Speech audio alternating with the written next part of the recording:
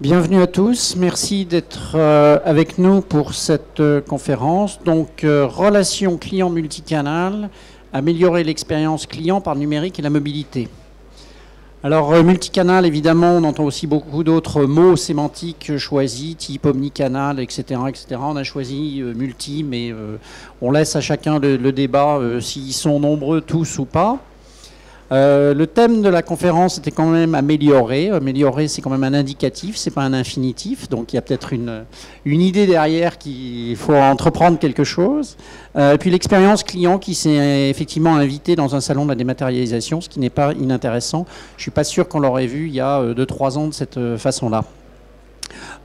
Donc nous avons 3 intervenants dont vous voyez les noms s'afficher. Patrice Orenès-Lerma, qui est chez Bonitasoft, Stéphane Ingracia chez DocaPost et Xavier Montmarché aussi chez DocaPost. Alors ce qui est intéressant là dans cette table, c'est qu'en fait vous avez un éditeur et un prestataire de service. Donc vous avez des angles différents par rapport à ça et justement il faudra profiter de ces expertises variées pour pouvoir en extraire la substantifique moelle. C'est pour ça que vous êtes là. Alors je vais d'abord leur demander de se présenter rapidement. Je vais commencer simplement Allez, on commence par vous. Xavier. Voilà, bonjour à tous. Donc Xavier Montmarché, je suis directeur commercial et marketing chez DocaPost BPO. Donc DocaPost est une filiale à 100% du groupe La Poste, un opérateur de service, comme vous venez de nous présenter. Voilà.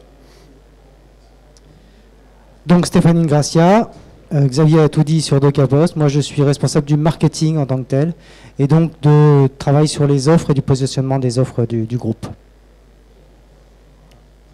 Donc moi, je suis Patrice Orenès-Lerma. Je travaille donc chez Bonitasoft, qui est un éditeur de logiciels open source français, qui est très présent à l'international. Un logiciel BPM, donc gestion des processus métiers. On verra tout à l'heure le lien avec la relation client multicanal. Voilà, je suis Solutions Manager, donc je m'attache à faire le lien entre l'IT, le BPM et les problématiques métiers de nos clients.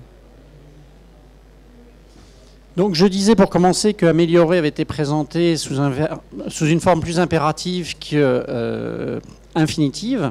Donc je vais commencer en fait dans l'autre sens et par interpeller vous tous. Qui est-ce qui a un projet de cette nature qui est déjà démarré pour qu'on sache un petit peu?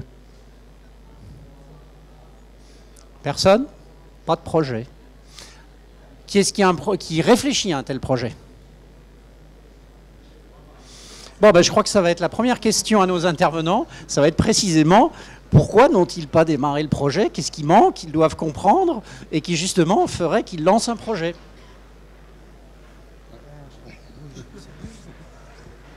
Bon, alors je vais commencer peut-être par une bordée de banalités que vous avez sans doute entendu un peu tout le temps, mais qui sont pour le coup une somme de vérité.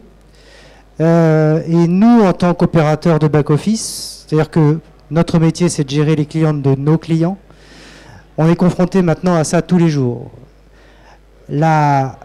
Alors, la somme de banalité, c'est quoi? C'est aujourd'hui, les clients de nos clients, vos clients, sont des gens qui sont mieux équipés, souvent mieux équipés que l'entreprise elle-même les équipe, donc mieux équipés que les vendeurs qui vont être en face d'eux. Ce sont des gens qui sont mieux informés, souvent mieux informés que les vendeurs. Ce sont des gens qui sont super exigeants. Le client est devenu super exigeant et la loi lui permet de l'être de plus en plus. Ce sont des gens qui sont super débordés. On est tous en tant que consommateurs super débordés et on est tous super pressés. C'est-à-dire je le veux et je le veux tout de suite. Et on est en permanence sollicité et en permanence communicant. C'est-à-dire qu'on est tout le temps, on reçoit des mails, des SMS, on nous propose des tas d'offres tout le temps. Et on communique de plus en plus avec des réseaux professionnels, personnels. On est en hyper-communication. Voilà. Et le gars qu'on va voir pour acheter quoi que ce soit, un lave-linge, une télé, tout ce qu'on veut, il a face à lui un client qui est comme ça. Équipé, communicant, exigeant, il veut le truc tout de suite, il veut repartir avec, etc. Ça veut dire que les entreprises, aujourd'hui, de plus en plus, ont un retard face à leurs clients. Et si on parle aujourd'hui de relations clients multicanal, à quoi ça sert? Ça sert juste aujourd'hui à rattraper un retard. Et tous nos clients pour qui on opère du back-office nous disent qu'il faut rattraper le retard. Il faut qu'aujourd'hui, tous les process qui sont papier deviennent des processus digitaux, complètement digitaux. Il faut être capable de servir le client 24 heures sur 24, 7 jours sur 7. Quel que soit son canal choisi, il faut lui répondre vite, qu'il reparte tout de suite, satisfait. Et la définition, et là on en arrive à l'expérience client finalement, on glisse vers, il faut que le client soit satisfait de son expérience. Et ça sert à quoi de contenter un client sur son expérience? C'est pas pour faire beau, pour faire parler dans les journaux, hein. C'est juste que le client qui est satisfait de son expérience, normalement il est plus fidèle. Et normalement, ce qui est le Graal, il va parler de nous en bien aux autres. Donc le client va devenir un vendeur. C'est ça que tout le monde veut atteindre. Mais ça veut dire, et c'est de ça dont on voudrait vous parler, ça veut dire changer les process, parce que vous comprenez bien que informer, équiper des vendeurs, rendre le vendeur réactif face à son client, se différencier de la concurrence puisque nos clients sont hyper sollicités, etc., etc. Ça demande modifier les process, ça demande équiper, faire appel à la technologie. Voilà, c'est de ça dont on veut vous parler aujourd'hui. Non, je pense que sur ce point-là, on est d'accord sur le constat de la nécessité de réorienter vers le client l'entreprise. Je vais prendre un petit exemple, c'est l'histoire d'un blogueur influent qui était en train d'acheter des capsules de café dans une boutique d'une marque célèbre et qui a dû attendre un petit peu longtemps, sa commande était perdue, oubliée, qui a tweeté son mécontentement et 10 minutes plus tard, un vendeur de la boutique était auprès de ce client, informé par les services centraux du groupe du mécontentement de ce client. Aujourd'hui, c'est ce que permettent les nouvelles technologies, la capacité de localiser un client mécontent, de localiser sa communication où qu'il soit. On parlait des différents termes, on parle là d'omnicanal, le client est partout, même quand il est dans votre boutique, il est aussi sur Internet. Ce qu'on essaye de faire, et ce qui est important de faire, c'est d'assurer une qualité de la relation client équivalente, quel que soit le canal par lequel votre client va essayer de communiquer avec vous. Aujourd'hui, vous avez des community managers, vous avez des gens sur des plateaux téléphoniques, des gens qui traitent des demandes clients par mail ou par papier. L'intérêt de travailler sur un processus de relation client multicanal, ça va être de faire se rejoindre tous ces services, travailler suivant une même qualité et un processus similaire pour assurer des réponses de qualité à l'ensemble des clients qui souhaiteraient rentrer en contact avec vous. Est-ce que vous êtes tous d'accord que votre vie de consommateur et votre vie dans l'entreprise, finalement, vous avez ce décalage? Vous le sentez? Vous le vivez? Alors, qu'est-ce qu'on attend pour lancer un projet? Pour faire quelque chose. Mais je pense qu'il y a aussi des règles autour d'un tel projet pour rattraper cet écart. C'est clair, les statistiques le disent, effectivement, le consommateur est hyper équipé, vous l'avez dit, il est hyper exigeant. Je pense à moi de temps en temps, je me dis quand même on est furieux par rapport à il y a 10 ans, mais enfin bon, c'est comme ça. Mais finalement, d'accord, il faut un projet, mais c'est quoi un bon projet? Je commence par où en fait? Xavier, vous voulez peut-être nous dire ça? Oui, en effet. Donc un bon projet, en fait, c'est un projet cadré, un projet où on sait où on va et où on va se dire, bah tiens, on peut l'attaquer par telle ou telle brique, mais en revanche, c'est d'identifier vraiment le chemin et savoir là où on veut emmener le client à 2 ans, 3 ans, 5 ans. Comme on se le rappelait avec Stéphane, c'est vrai que l'iPad, en fait, l'iPad, c'est un produit qui a 4 ans. Donc, quand on parle de mise en place de projets structurants au sein de nos entreprises, on se dit, est-ce qu'on avait tablé sur une diffusion d'un tel objet il y a 4 ans, oui ou non? Il faut se mettre, quand on réfléchit à un projet de relation client, il faut se mettre dans la perspective de quels sont les outils dans 5 ans. Pourquoi? Parce qu'il va falloir visionner ce chemin en fait et se projeter. Donc l'idée, c'est vraiment d'être en veille sur l'ensemble des briques et de les intégrer dans un chemin.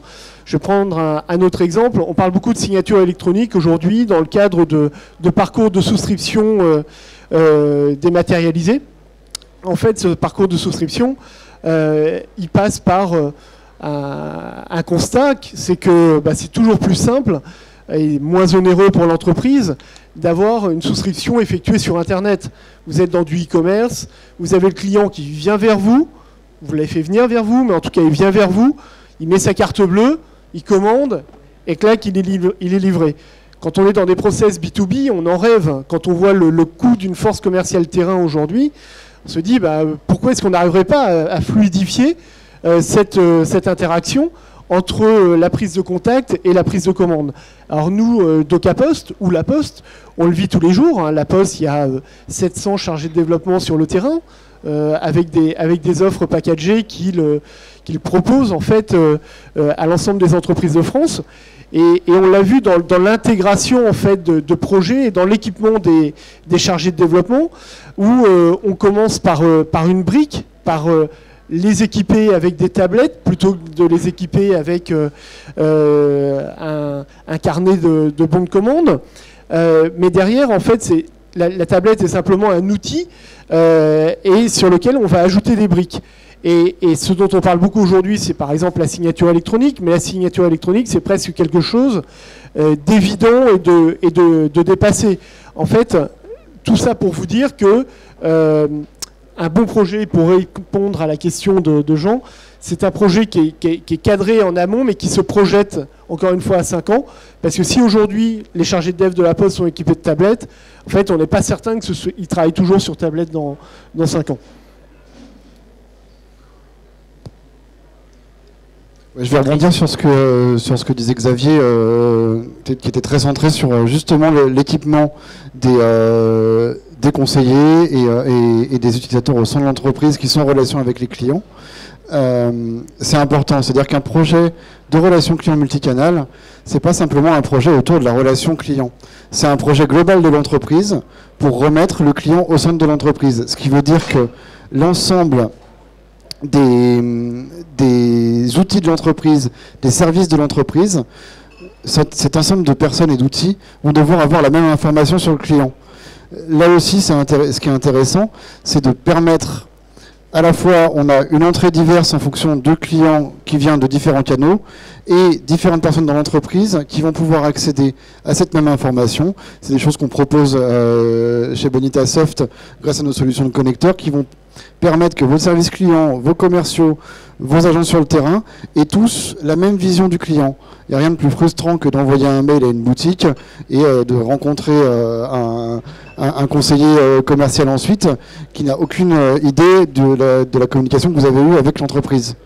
Donc c'est un projet qui ne va pas simplement être un projet de relation client, ça va être un projet global au sein de l'entreprise, de revue des processus qui incluent le client pour les optimiser, les améliorer et les recentrer sur le client.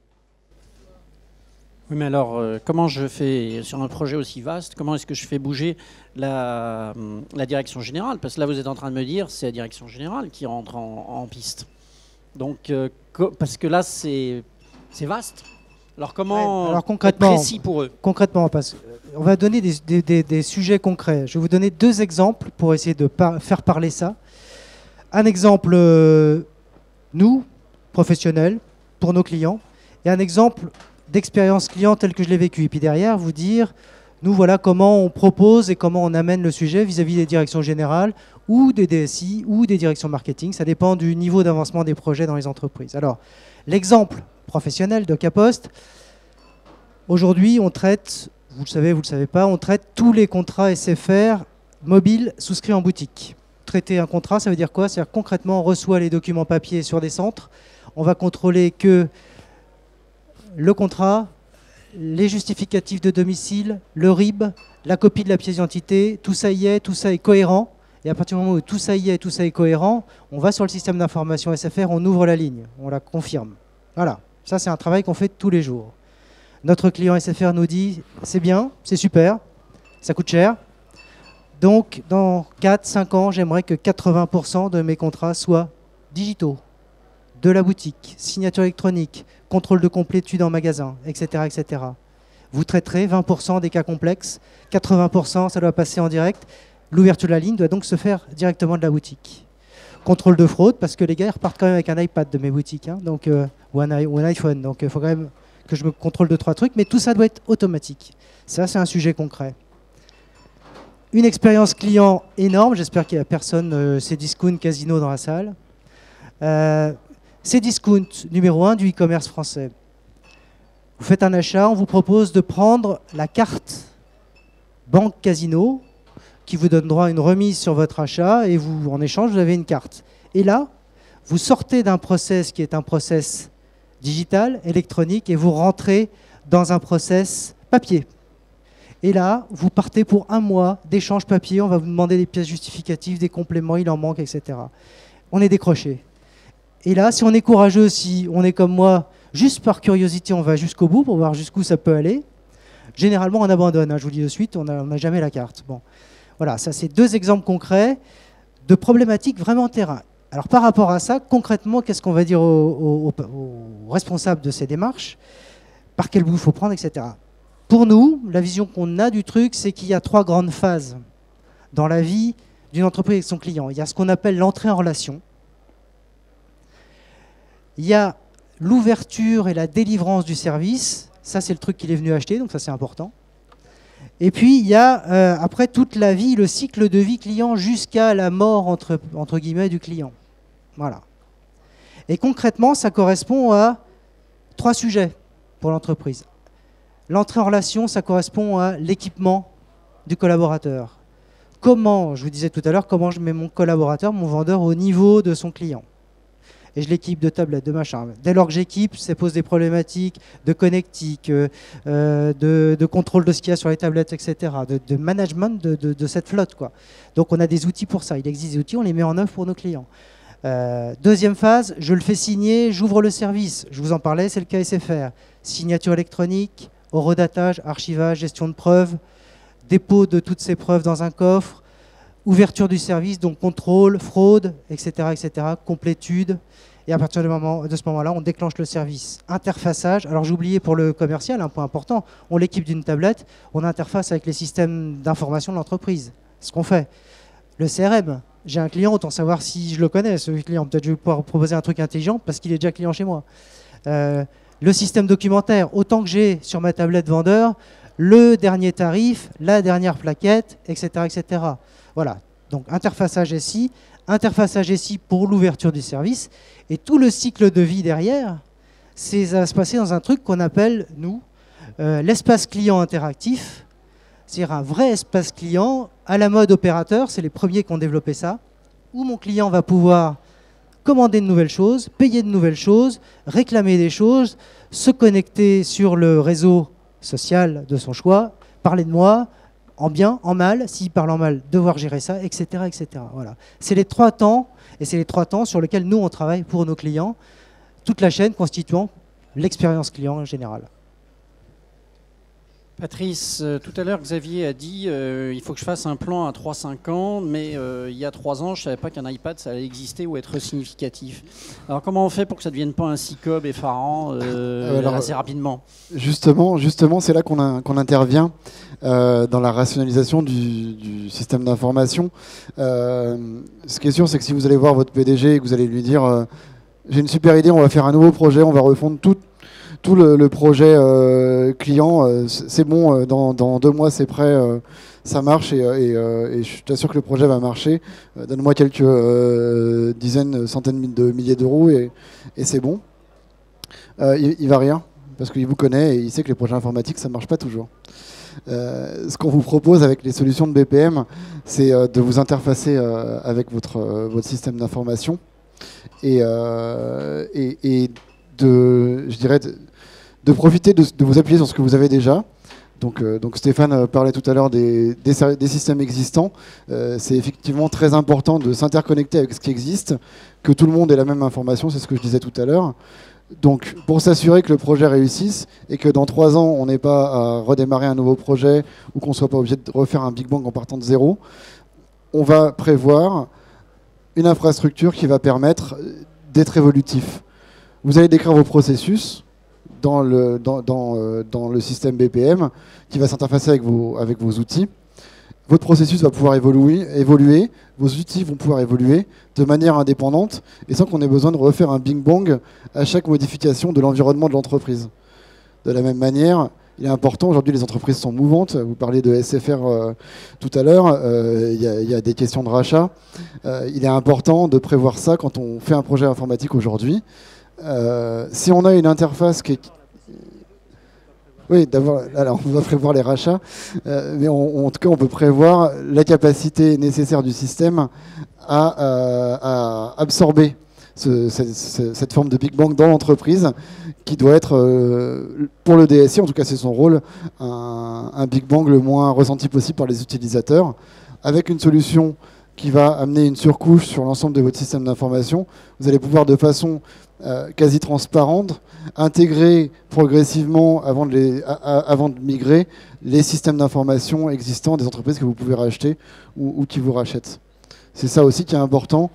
Ces projets, on le sait, les entreprises sont mouvantes. Il est important de prévoir une architecture qui va permettre de suivre les mouvements de l'entreprise et d'être agile également sur des nouvelles expériences clients, des nouveaux modes de vente qui pourraient arriver. Et comme on le disait tout à l'heure, l'iPad a 4 ans et finalement on ne l'a pas vu arriver dans l'entreprise. Voilà. Bon, vous êtes des experts du sujet, vous travaillez avec des entreprises, vous le faites tous les jours, entre guillemets. Là, on a des gens qui réfléchissent à un projet, qui n'ont pas encore lancé. Est-ce que vous pourriez leur donner quelques conseils d'experts en disant comment est-ce que je me loupe pas, quoi? Quelles sont les erreurs à pas faire? Je sais bien que c'est le cœur de votre savoir-faire. Vous le vendez normalement, mais enfin, pour être sympa pour la... Non, on le vend en effet, on le vend. Alors c'est vrai qu'on a une expérience d'opérateur de service. Donc Stéphane parlait de SFR, mais on travaille avec beaucoup de grandes entreprises et puis ce qu'on appelle aussi les ETI, donc des entreprises de taille intermédiaire.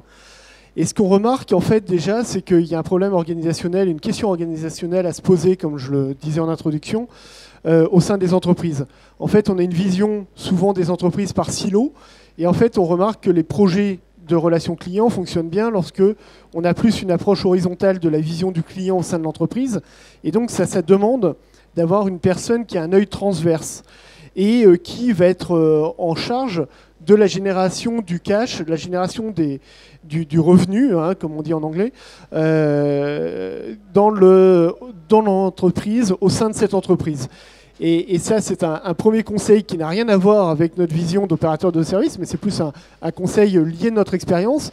Quand nous, en tant qu'opérateur de service, on vous met comme interlocuteur un seul et unique chef de projet qui va coordonner l'ensemble des briques dont je vous parlais tout à l'heure et qui va essayer de se projeter avec vous dans le cadre de la refonte de votre relation client, et ben c'est vrai qu'on remarque que les projets qui fonctionnent bien, c'est qu'en face de nous, on a également un interlocuteur transverse à l'entreprise. Alors vous parliez du directeur général. Entre nous, le directeur général, il est intéressé à la chose, bien entendu, mais il y a besoin quand même de quelqu'un de plus opérationnel qui va être, et on le remarque aujourd'hui, le directeur de la transition digitale, par exemple. On voit beaucoup ces titres apparaître dans les entreprises, qui va être notre interlocuteur. Et lui qui va coordonner les rendez-vous et le point d'avancement du projet avec le DSI d'un côté. Donc Stéphane parlait de la gestion de flotte mobile. Donc le DSI, on va échanger avec lui sur les solutions de thème, de MDM, donc de gestion de la flotte mobile, pour optimiser la gestion de cette flotte mobile.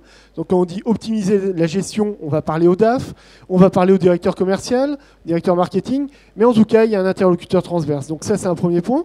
Le deuxième point également, encore une fois, qui est loin de notre métier d'opérateur de service, mais issu de notre expérience, c'est que c'est important pour vous de guetter et de vous projeter en fonction des changements réglementaires. On parle beaucoup de la loi Allure aujourd'hui, de la loi Hamon. Il y a beaucoup de changements réglementaires aujourd'hui qui vont affecter votre écosystème. Et ben, c'est à vous d'anticiper ces changements. Alors peut-être même, suivant votre taille, de les influencer, ces changements réglementaires. Mais surtout, c'est de voir grand et de ne pas vous couper en fait de champ du possible par rapport à ces changements réglementaires qui peuvent parfois chambouler un petit peu votre vision. Troisième point qu'on a abordé avec Patrice, c'est le fait de rester le plus agnostique possible dans les solutions que vous choisissez. Et donc, d'où l'importance en fait de travailler avec un intégrateur qui va faire le meilleur choix pour vous pour intégrer la meilleure brique sur ce chemin de la relation client omnicanal et sur ce chemin évolutif de la relation client omnicanal. Et suivant votre degré de développement et les étapes que vous allez rencontrer, eh bien, peut-être que ces choix seront amenés à évoluer. Mais dans tous les cas, c'est être le moins dépendant possible par rapport à ces choix technologiques. Et c'est vrai que nos collègues de Bonidasoft travaillent sur de l'open source. Et c'est vrai que c'est quelque chose qui nous tient à cœur aussi, de ne pas être dépendant d'une technologie ou d'une autre. Donc voilà quelques conseils issus de l'expérience. Quelques pistes excellentes. Et après, on pourrait rentrer un peu plus dans le détail des différentes briques, mais je crois que ce n'est pas le propos aujourd'hui. Ce n'est pas l'objet. Je pense que Patrice va aussi commenter de son point de vue d'éditeur. Et peut-être aussi, vous avez dit que vous faisiez de l'international, donc il y a peut-être aussi des expériences à prendre. Là, oui, alors on est effectivement un éditeur de logiciels. On a aussi un pôle expertise qui accompagne nos clients à la fois sur de l'expertise technique, sur nos solutions, mais également sur de l'expertise projet en amont. On n'est pas, on fait pas le même métier que DocaPost, mais en tout cas, on accompagne aussi les gens sur la méthodologie des projets d'optimisation, d'amélioration des processus, et notamment ces processus qui sont liés à la relation client. C'est important quand on se lance dans un projet informatique de ce type-là. On a vu que ce n'était pas que un projet informatique, de bien mettre sur la table les impacts pour l'entreprise, ce que ça signifie en termes d'organisation de l'entreprise et en termes de processus dans l'entreprise. Avant de démarrer, l'informatique n'est qu'un outil dans l'entreprise, un outil qui doit s'adapter, être adapté ou accompagner les changements de l'organisation. Si c'est un premier conseil que je pouvais donner. Je remercie Xavier pour sa remarque sur notre caractère d'éditeur open source et surtout l'éditeur français indépendant. Voilà, les grands Américains ne sont pas les seuls à faire du BPM, et on va vous permettre effectivement de choisir une stack qui ne soit pas monolithique et de sortir un petit peu de vous permettre de choisir des outils différents et d'être un petit peu plus indépendant. Voilà. Est-ce qu'il y a l'un d'entre vous dans la salle qui voudrait profiter, entre guillemets, du guichet ouvert et gratuit sur les bons conseils pour poser une question par rapport à une problématique que vous vivez, vous, dans votre organisation et qui peut être intéressante pour tout le monde?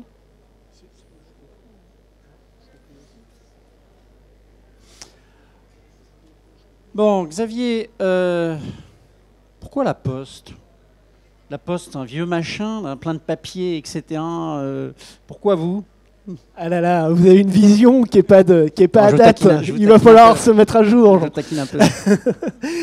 Non, la Poste, en fait, ce qui est super intéressant avec la Poste, c'est que nous, en tant que DocaPost, filiale de la Poste, qui joue les intégrateurs et qui accompagne la Poste dans ses projets, eh bien, on a un terrain de jeu et d'expérimentation qui est phénoménal. Il y en a 380 000 personnes, je vous parlais de 700 chargés de dev sur le terrain. Et quand on parle de déployer des objets connectés qui vont être relevés par les postiers donc, au sein des habitats de particuliers, eh bien, c'est vrai qu'aujourd'hui, avec le facteur c'est la seule personne qui passe systématiquement tous les jours devant chez vous. Donc, le fait de se poser la question de savoir comment on va rentabiliser, on peut le dire, au-delà de la distribution du courrier, cette force de frappe de terrain, eh bien, c'est vrai que ça nous permet ensuite de nous projeter sur d'autres métiers avec quand même une expérience assez intéressante. Et donc, on parle beaucoup à la Poste de projets type Factéo, de Facteur Plus, donc qui réinventent le métier du facteur. Et c'est vrai que nous accompagnons la Poste sur cette remise en question, puisqu'on peut vraiment parler de remise en question.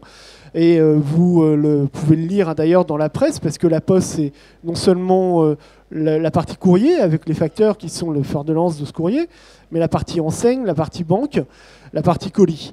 Et donc, mener des réflexions avec notre maison mère sur cette problématique, et bien ensuite, ça nous donne une vision beaucoup plus large. Et ce que je disais tout à l'heure, il faut voir grand sur ce type de projet.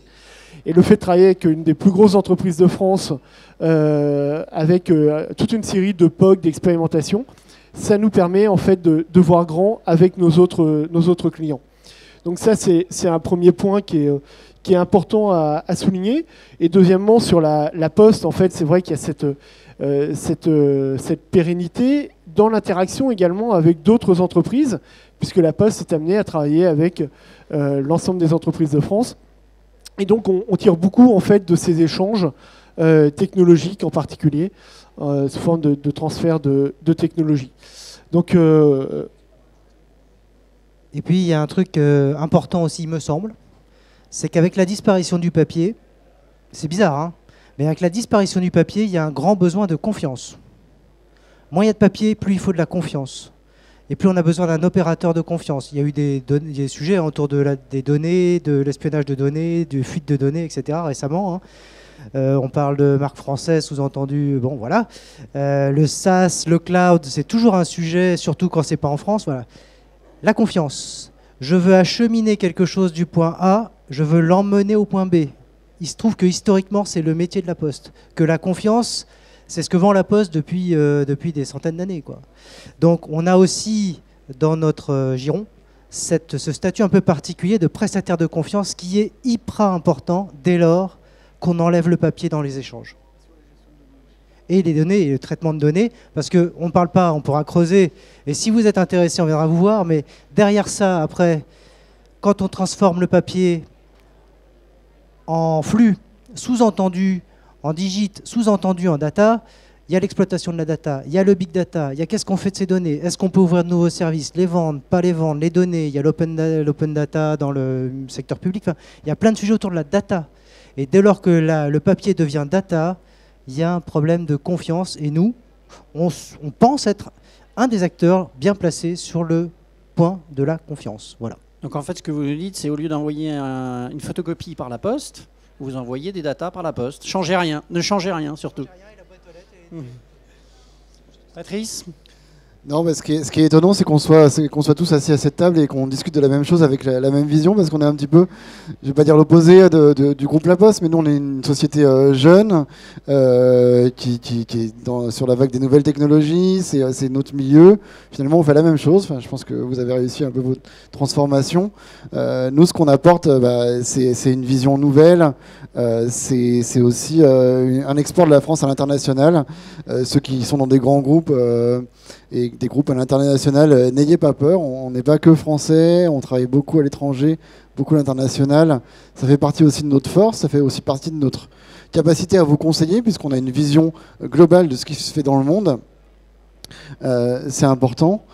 Un autre point qui est important, je le disais tout à l'heure, c'est notre indépendance par rapport à d'autres gros éditeurs.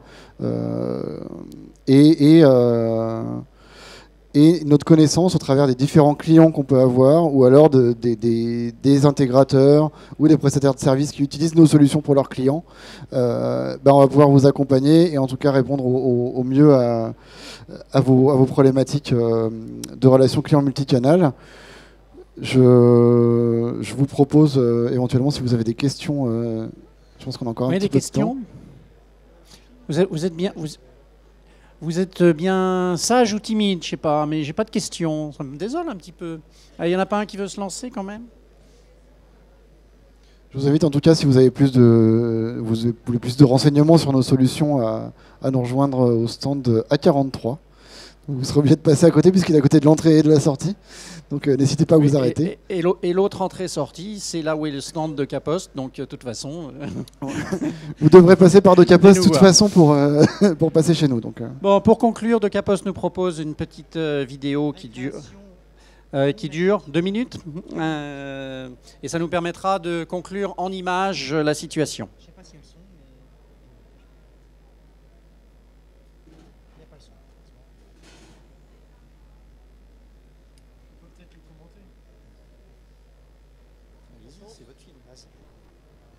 Bon, donc le principe, c'est de montrer sur cette animatique ce qui se passe dans la vraie vie. Si j'envoie alors là en l'occurrence mes vendeurs et mes techniciens dans le monde du chauffage sur le terrain avec un smartphone ou une tablette qui va embarquer mes applications et qui va être interfacé avec mon système d'information. Ce que je vous disais tout à l'heure. Donc le principe,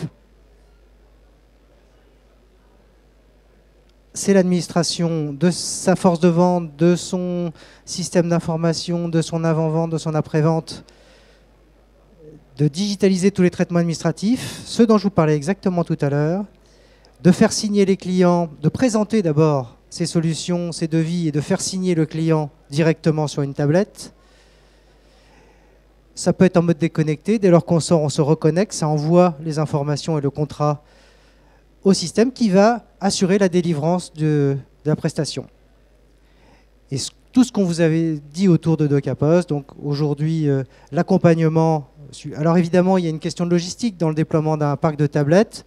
Donc la logistique, c'est aussi un petit côté postal. Aujourd'hui, on traite énormément de données, de sécurité pour des opérateurs, beaucoup de clients autour de ces sujets. On gère plusieurs millions de lignes, plusieurs milliards donc, de transactions. Donc en termes de volumétrie et de sécurité, on a aujourd'hui des dispositifs très très performants. Le tout en mode SaaS pour éviter de se fâcher avec les DSI et de mettre en place des systèmes qui ne demandent pas de refaire tout le système d'information. Et pour objectif, des coûts qui diminuent, des performances également commerciales qui augmentent, puisque dès lors, c'est mon histoire casino, dès lors que je ne crée pas de rupture dans la chaîne de commercialisation, j'ai plus de chances d'aller jusqu'au bout de la vente. Synchronisation immédiate dans les systèmes d'information, donc le back-office qui diminue. Évidemment, l'accès sécurisé, qui est un vrai sujet dans ces moments-là, parce qu'il faut protéger les données, on en vient à ce sujet, qui sont sur les tablettes. En utilisant les tablettes, on va exporter de la donnée de l'entreprise sur le terrain, il faut les protéger. Voilà. C'est mieux que la bande-son. Eh bien, bravo, merci. Merci à tous d'avoir été présents avec nous et merci à nos 3 orateurs. Si vous avez des questions, n'hésitez pas. En tout cas, moi, je reste encore un petit peu de temps au salon. Vous pouvez passer nous voir. Je pense que vous aussi, vous serez... voilà.